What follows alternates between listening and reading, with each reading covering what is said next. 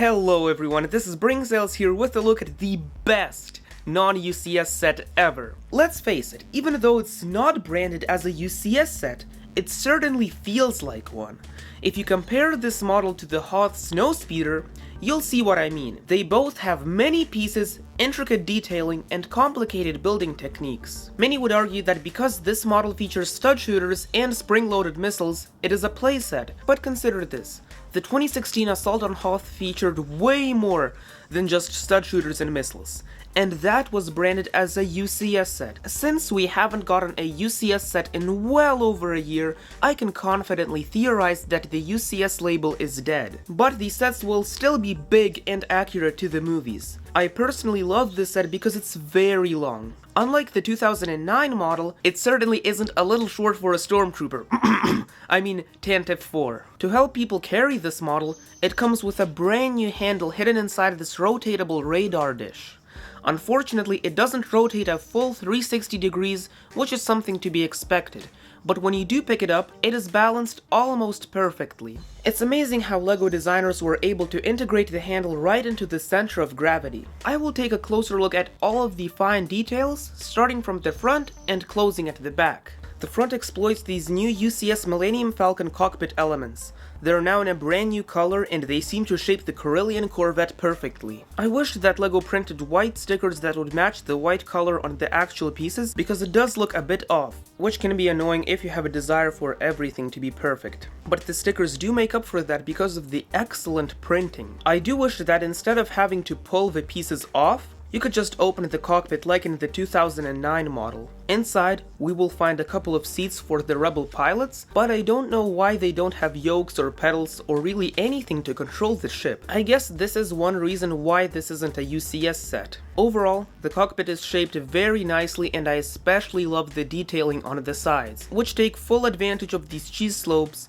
and grilled elements to give an extra level of depth. The bottom does feature two spring-loaded missiles, which are hidden away very nicely and can be activated individually with the axles on the bottom. They shoot just like any other spring-loaded missiles, and I appreciate how they don't take away from the good look of the Tantive 4. They are at the bottom, so the missile launchers are very hard to see without a closer inspection. Moving to the back, each side has a red strip going across, and on the top we can find the turrets. Most people dislike these stud shooters, but I think they look nice because we now have 4 cannons instead of 2. But of course, the studs are very easy to lose once you activate the shooters because the projectiles are very small and they tend to bounce around a lot. The individual cannons can be articulated on the one axis, and the turret can be rotated 90 degrees in each direction. If you modified by taking off the stud shooters, it would be easily rotatable a full 360 and more. I love the details on the cannons because they utilize lightsaber rod pieces. The roof section is detailed very nicely. A lot of LEGO fans typically rush while building sets,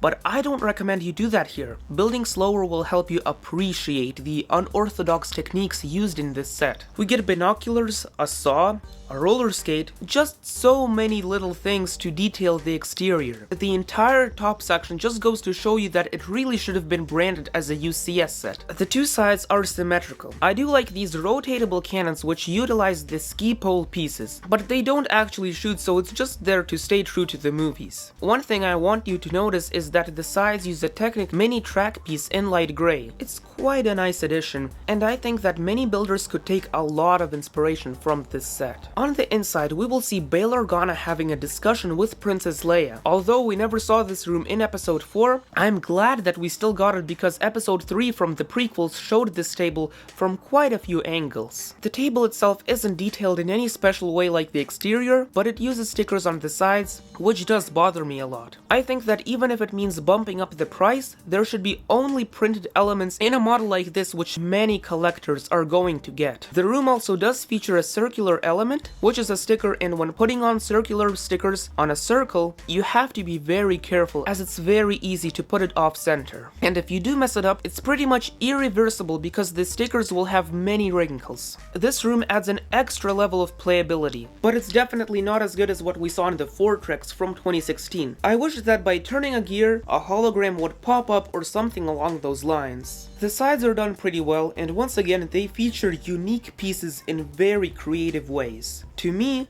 these kinds of details feel a lot like the UCS Y-Wing from 2018. The bottom section could have been done a bit better. The sides look fine, but the middle looks awful. Just putting some inverted 2x2s or inverted slopes would have helped this section a lot. We do also have this rotatable cannon here without any stud shooters, and we see an exposed axle. But all of this is nitpicking because most of us look at things from the top, not the bottom. Overall, I do like the shaping of this section. Kinda bulges out very nicely, and it certainly doesn't look plain. On the back we get this very skinny hallway, and thankfully we get extra spring-loaded missiles because I always lose them. A lot of fans didn't like that we didn't see a stormtrooper entrance here, but keep in mind that in order to keep the geometry accurate under a certain piece limit, it had to be very skinny. I'm glad that at least we got something here. LEGO could have easily dismissed this section and just not put anything here. The exterior features rocket fins, which definitely complete the model. We also get 2 escape pods on both sides which can be detached very easily, but I do wish that we could press some sort of button to have it detach on its own. Both of these escape pods have enough space to accommodate both R2-D2 and C-3PO. You can't possibly get any more accurate to the movies. Subjectively speaking, these escape pods are the perfect size. I do like compact sizes which exploit the limited space they have. This section also has a nice radar dish with a handle,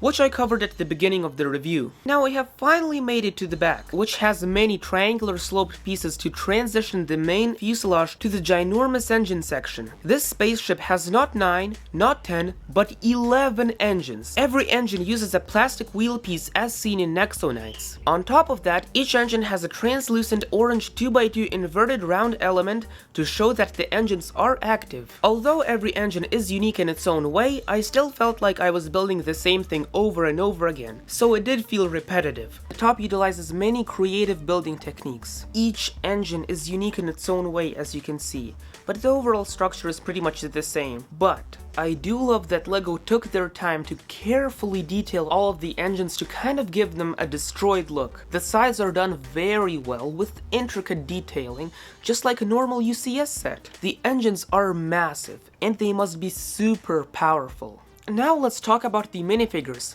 From left to right, we get Bail Organa for the first time in a LEGO set. We also get Princess Leia with a new skirt piece, Captain Antilles who is absolutely terrified. The rebellion should really pick better leaders. And finally, a Rebel Fleet Trooper. For some reason, all of these figures feature new light gray colored blasters. They really don't look intimidating, and they kind of feel like a toy. I do wish that LEGO kept black blasters. They felt way more realistic. Most likely, I'm just gonna swap these out for older black blasters. This is a big gripe I have with this set. Looking at Bail Organa himself, his torso printing is very nicely done. I love the wrinkles and sort of the sand green color. His cape is also nice, and his hairpiece. But my favorite part about him are his facial expressions. He gets a double-sided head. First one is kind of a straight face, and the second one is like, we need to get to action. Next up is Princess Leia. I do like the newer skirt pieces because they genuinely feel smooth, and I think they could be utilized in many mocks. Leia's torso printing is also nicely done, and she gets 2 facial expressions. Just a normal happy face and one kind of battle face. With Princess Leia, you can also swap out her skirt piece for the legs piece. You'd want to do this to have her sit down in the table room. Next up is Captain Antilles, and oh boy, he looks terrified. I get that he looks terrified because Darth Vader is choking him,